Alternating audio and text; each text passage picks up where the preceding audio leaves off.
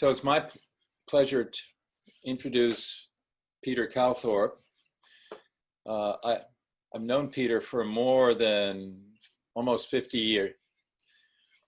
And I'm hoping that a page will emerge that shows Peter's extraordinary innovation over the last 30 years.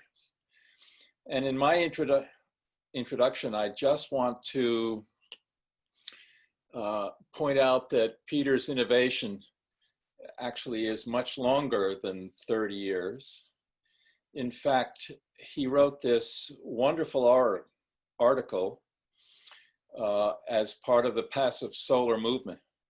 It was called the Solar Shadow, where he showed that a energy efficient solar powered suburban house used much more energy and consumed carbon way more than a poorly insulated townhouse in the city. And that launched his amazing work in the area of sustainable communities and cities. And you can see that in this extraordinary list of publications over the last 30 years. So Peter's going to summarize his thinking as a result of all of this work in the next presentation. So Peter, take it away. Thank you. Am I online here? And should I start to share? Let me see if I can share. Little technology here.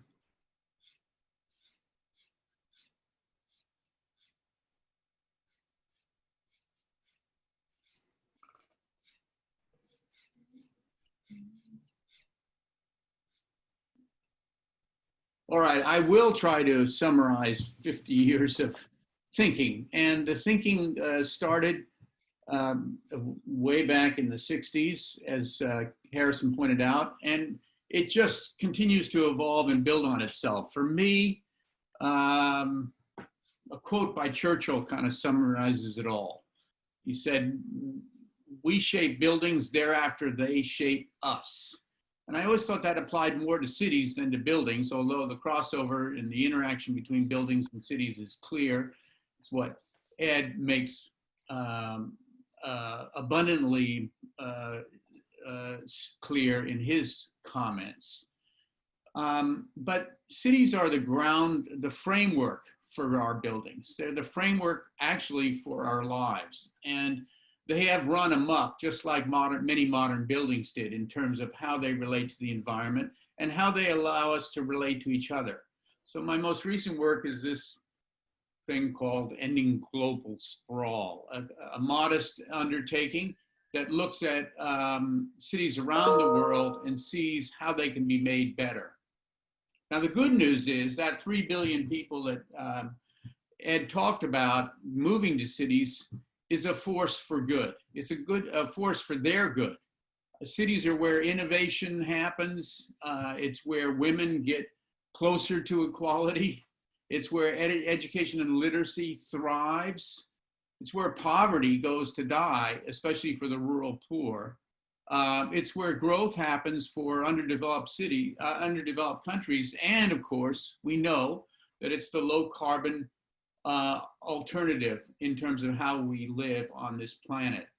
It's also the place where our greatest challenges become manifest, whether it's homeless and housing or segregation and racism. All the things that are on the line in the news today are really urban phenomena. How we live is really at stake when we shape the physical environment. And in a way, I think this is an important attribute of cities. It's not just about solving environmental problems or even something as important as climate change. It is intrinsically a set of what I would call co-benefits. If you get cities right, you solve many problems simultaneously. Cities are nested. They combine all the things you see on the screen here. And actually, you can't move ahead with any one without influencing the other. And quite frankly, in terms of politics, you can't get anywhere without satisfying many of them. And they do cluster. And we can conceive of whole systems approaches to how we shape cities. So when we solve for carbon emissions, we also not only deal with buildings, but transportation, land consumption, infrastructure. All of it comes together in the way we shape our communities. And that's, I think, that's what I'm going to try to outline today.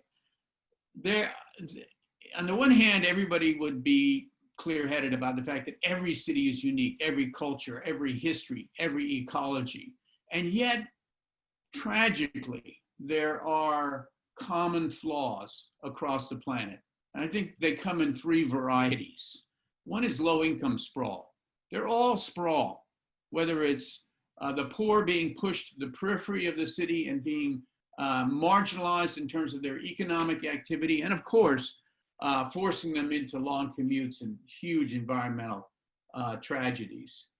To the more complex high-density sprawl, which they've been building in China and Asia, where even though density exists, the true qualities of a great urban place, its human scale and walkability, its mixed use, its ability to connect people in positive ways are all compromised.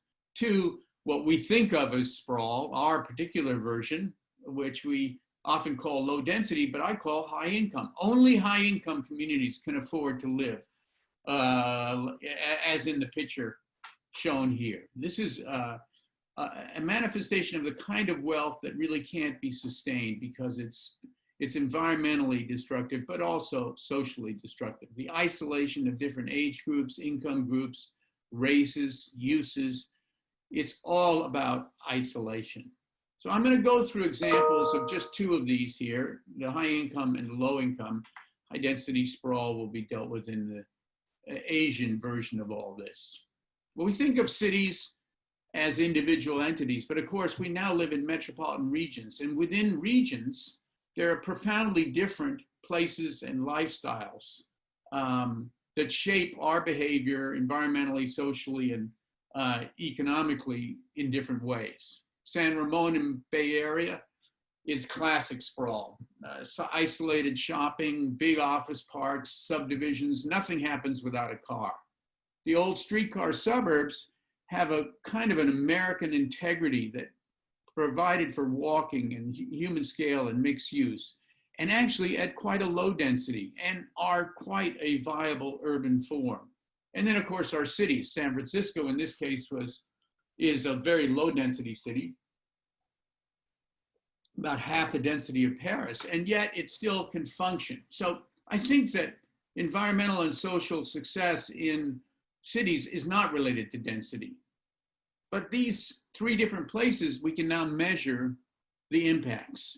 And in terms of carbon emissions, there's a 3.5 times difference between living out in the suburbs in San Ramon than living in San Francisco. And there's also a huge difference in land consumption, the amount of driving people do, the amount of walking they're possible. It's what I call the co-benefits. When you build cities that are coherent, you create solutions to many problems simultaneously. We looked using a sophisticated tool at growth for the whole state of California and looked at if it continued with trends or if it went to more sustainable growth. Urban footprint, the tool not unlike a lot of the ones architects use to do structural or energy analysis on buildings, but we can now analyze cities to a degree of detail that's astounding. We know every piece of the city. We know all the data around all these different environments, and we can look into the future and analyze the impacts, just like architects do when they look at different fenestrations and their impacts on energy. So we have the right tools to be able to do this. And this is I'll show you a fairly large use of this. Scenario planning. We look at how different versions of the future can have different outcomes. And we hypothesized one for California. Business as usual, 70% sprawl, standard sprawl. But the alternative wasn't so much everything goes to the city, which is the stereotype. The alternative was growing smart, which was 55% of that compact mixed use, kind of reinventing the streetcar suburb. And the differences are astounding. This is before we get to renewables, before we get to energy efficient buildings. Just the nature of that environment reduces our fossil fuel dependence. This is actually, Harrison, what I wrote about way back in the beginning with the solar shadow. Let's think big, not just building by building. But the co-benefits are equally astounding. And every co-benefit is the foundation for a political coalition. I don't think we win on climate change alone. We win on better cities and better lifestyles and more equitable societies. So when you save this much land, you save habitat, you save agriculture, you save the environment in a big way. Look at LA under business as usual in 50 years versus under compact. It doesn't look possible, but actually at this moment in history, it's viable and actually economically necessary. People can't afford to live in sprawl anymore. We discovered that in '08. The vehicle miles traveled before we get to the energy source for those vehicles comes down dramatically. And it's related to place. Here's a mapping of VMT across LA, and the red areas, the peripheral areas, are where people drive the most, 3 times as much in many cases as the more urban areas. The differences are already present. We just need to highlight them. Building energy goes down before we get to any codes or Title 24, just by the nature of the building. That townhouse with its party walls, more efficient than that single family dwelling with solar collectors. We have health impacts. Of course, all the driving and carbon emissions affects us respiratory, and now we have analytics on heart disease and walking. Here's a mapping of the walking that goes on in the LA region. And the darker blue colors are where people walk a lot. And of course, they correspond to places where it's safe to walk and destinations are close by. It's not rocket science. Infrastructure cost goes down. And so the development community and the fiscal impacts on cities are impacted. But perhaps most importantly, the cost per household, the crisis of middle-class affordability rides on us finding a lifestyle that isn't so expensive to the environment, expensive to our pocketbooks. And we're able to actually document through travel behavior and home energy and water consumption, tremendous amount of savings, nearly $10,000 of savings per household in the future in real today's dollars, on an average income of 50. This is a huge benefit. So affordability comes into the equation. And yet we haven't really solved the problem yet, just like with climate change. So we have had a tremendous housing debt, and it's driving the cost of housing through the ceiling. We haven't replaced the old paradigm that if you can't afford a house close to your work, you just drive another 10 miles to a cheaper subdivision in a more remote location. And so housing affordability in California is only 50%. What's the answer? I began working on that, thinking the specifics. What are the specific answers? It turns out with Amazon, the strip, our commercial zones, the arterial network we built around the automobile since World War II is all moribund. It's underutilized land. It's in every one of our communities. It's where we could infill and redevelop and build another set of environmental places that make turn environments that look like this into environments that look like this. You may say, well, that's far-fetched. It's actually not. The marketplace, most developers now are seeking out infill locations for higher density housing because that's where people want to live, close to destinations and jobs, and where they can afford to live. But we can also enhance it to a level that we've never known before, with great urban places, biking, walking, and new forms of transit. Oops, wrong direction. So let's look at it in reality. This is LA. mapping out its arterials and its transit systems, expanding. With footprint, we can actually go in and identify every parcel of land that sits on an arterial that has a gray parking lot and a single-story building. Anything with an FAR of 0.5 or less and 2/10 of an acre or larger. These are all places that we could be building new housing that's embedded in the heart of our cities and close to the economic opportunities that people need. So we have close to 20,000 acres in LA County alone. This could build at a range of densities up to 1.6 million units of housing. We don't need to sprawl. We need to convert the strip. And the environmental consequences of doing this are, once again, across the board, a lot of co-benefits: energy, water, VMT, which isn't just carbon and energy, it's also congestion and air quality, carbon emissions, and of course, household costs. Everything gets better when we do this kind of urban massive repair. We did the same analysis for the Bay Area. There's Silicon Valley, Camino Real running down through the middle of it, and discovered that we had up to 1.4 million units of housing in the heart of Silicon Valley on 15,000 acres of land. So green fields, ag land, suburban freeway interchanges, these are no longer the armature for growth in this situation. We have 400 miles of high capacity transit possible on these arterials. The beauty is you're building housing where you can expand transit service. The two go hand in hand. And once again, Urban Footprints gives us the analysis. Greenhouse gases down by 50% for a household that lives on one of these grand boulevards as opposed to sits alone in a subdivision on a cul-de-sac.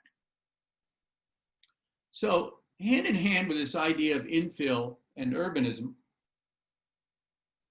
we need a new form of transit to enhance and make life better for this kind of infill. We have the corridors, the roads are wide enough. What can we put there? Now, there's a new generation. A lot of people are very excited by autonomy. But the problem with a private car autonomous is it generates more miles, about a third more.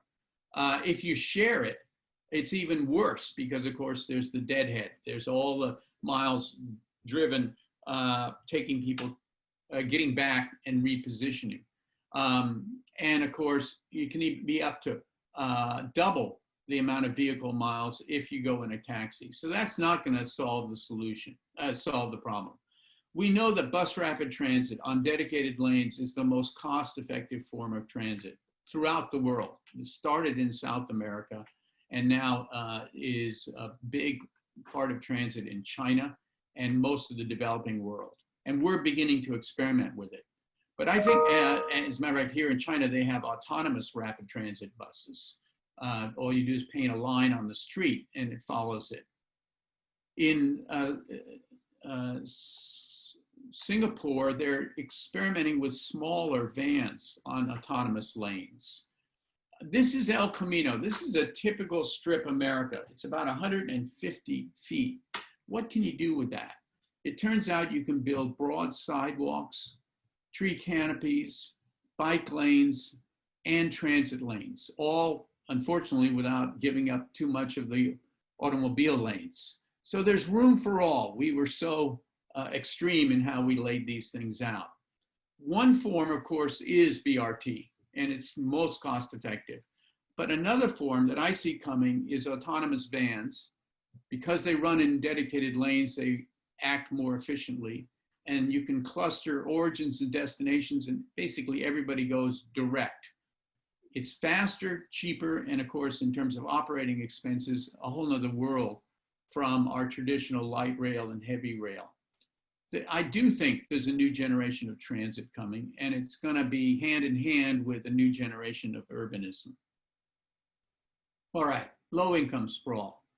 I have a few examples here in Mexico and in, I don't know how much time I've got left here. and in Ho Chi Minh City as examples. In Mexico, they have social housing, subsidized way at the periphery because it's cheap land. That's above. And then they have informal housing. The informal housing is more interesting, self-built, and actually, I think, is a bigger systemic solution for affordable housing around the planet. Give people sites and services, roads and utilities, and a starter box, and let them build their own place. And make sure it's in transit-served areas that have healthy ecological systems surrounding and jobs nearby. Mexico City is in gridlock. Any of you visited there understand this. But the people who really pay for this are the low-income population who live at the periphery. So look at the way Mexico City is shaped. The wealthy live downtown in the cultural, historic, and economically robust areas, and the poor people live to the periphery. The jobs are all concentrated downtown. We didn't, in much of the world, did not follow our pattern of redistributing jobs to the suburban office park and industrial zones. And so the concentration of economic opportunity and wealth is synonymous and, of course, really detrimental to the people. We mapped out accessibility. The best area, of course, is where there's mixed use and walkability and transit. That represents just about 26% of the population. You have areas where you have transit, but no walkability. It's a tragedy. You have areas, very small areas, where you have walkability, but no transit. But the vast majority, 2/3, are development areas without transit, without walkability, without nearby jobs. Fixing that has to do with this scenario planning. So just like, I won't go into great detail here, you design a building and you experiment with different ways of shaping it and you measure the consequences of that, we could do the same. And the variables here are the land, consumption, where employment's located, what kind of transport investments are there, and what kind of urban configurations are assumed. Peter, you have about 8 minutes left. Not a problem there. So this kind of matrix of multiple co-benefits, whether it's land consumption or travel time for low-income populations, you know, in many parts of Mexico, we are at about 3-hour commutes across multiple bus systems. Water consumption, energy consumption, all these things can be measured. The beauty of a map like this is that it is the foundation of political coalitions. So all the people who are advocating for preserving land or water conservation or affordable housing, they can see that one solution serves all. In Ho Chi Minh City, we begin work by looking most fundamentally at how the city is sprawled into floodplain. This is truly should I say, beachhead of climate change. This is an area where now over 400 square kilometers of development sits in floodplain, and it is still growing as per the city's master plan. So a new master plan has to be evolved that actually completely transforms how and where sometimes becomes the most important question, where growth should happen. This resettlement of people above the floodplain and at least deflecting the next generation of growth is and should be the highest priority for urban design here. We actually have identified 4 sites that are on high ground where if infrastructure and transit is expanded, development can shift away from the south and its floodplain into safe and resilient areas. This is a radical shift, but it's a shift that has to take place. As we do that, we can also develop cities that are truly environmentally and socially benign. You know, it's interesting. I go around the world and I look at mobility as how do people get around and what's the environmental and social consequence? They tried BRT in Vietnam. Nobody wanted to get on hot, crowded buses. Everybody wanted to stay on their motorcycle. So Robert Severo and I started thinking about, well, what if you turned all the motorcycles electric and you turned them into a form of mass transit? The problem now is that by mixing modalities, cars, motorcycles, and buses, nobody moves effectively. If we provide dedicated lanes to electric motorcycles, the question was, well, how much capacity do you have? It turns out, if you do the numbers, and you start with a cyclist at 14,000 trips per peak hour on a one lane of traffic, but you increase it because of 1.5, 2 people riding on a motorcycle, and you increase the speed. Turns out that the capacity of a lane is 32,000, which is more than light rail or normal BRT. It sits somewhere below metro, which is important, but it's a completely ecological and culturally appropriate form of mass transit. People go where they want, they're out in the fresh air, and you have the same lane capacity. In fact, building a lane of light rail for maybe 120 million could be cut to building a lane for electric bikes to maybe 4 or 5 million. It's an affordable solution. So there's all sorts of different strategies. The nexus between the social life we weave in cities and the environmental impacts and the economic future, of course, is apparent in all cases. I'm not going to show high density sprawl, but I will end with these 8 principles. It's not as if we don't know how to do the right thing. And the right thing has universal characteristics. First is you start with preservation of ecosystems, of agrarian landscapes, of cultural heritage sites. You greenline them and you create urban growth boundaries. The second is you always create mixed use environments. You create places where people can walk, in which everyday activities are close at hand. The third is you create a street network that allows easy connectivity, a tight human scale street network. You need public space at reasonable ratios, which we can identify and actually put numbers to. Walking and biking becomes preeminent in how you shape a city. And if you don't, it doesn't become an option. Enhancing transit is what happens when you create great urban places. People will tend to use transit if you can make it affordable and ubiquitous. And ubiquitous is the most important aspect. And finally, transit-oriented development, whether it's linear, as I'm beginning to think through in terms of the Grand Boulevard strategy, or nodal, it's become an accepted concept globally. So those are easy principles to remember in terms of how we shape cities. And as we shape cities, we of course build political and economic coalitions and social coalitions. So it's all a win-win-win. I think that's all I have today. And I will not go into China at this point. I don't think I have time. So Harrison, are there any questions? Do you want to have a discussion? Do we have time for any discussion? Peter, thank you so much for a great presentation. It really outlines steps at the city and regional scale, outlining all the co-benefits of doing really good urbanism. I have to ask the staff, we have questions that you could pose to Peter. Yeah, absolutely. I think we have time for maybe 1 or 2 questions, and then we'll leave 8 or so minutes for a quick break. We had one question come in from Michael. In post-pandemic America, if work shifts to home and we live anywhere and we do not have to commute, will middle density still be the new norm?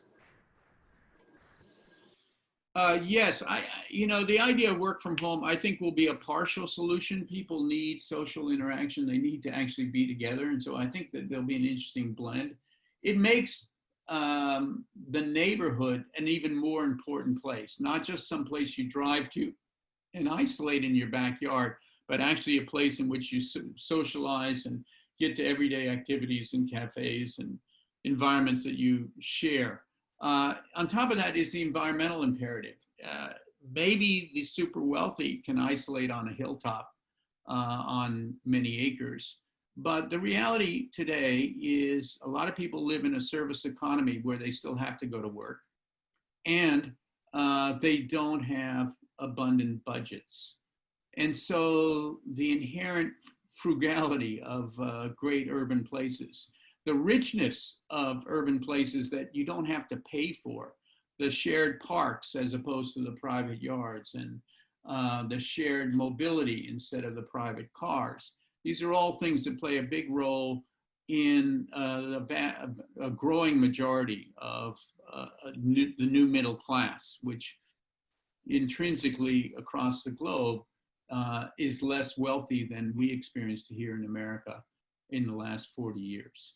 So no, yeah, I don't think think fundamental change. it also really emphasizes the importance of public space at medium densities, that these have to be really livable, mixed use, memorable places.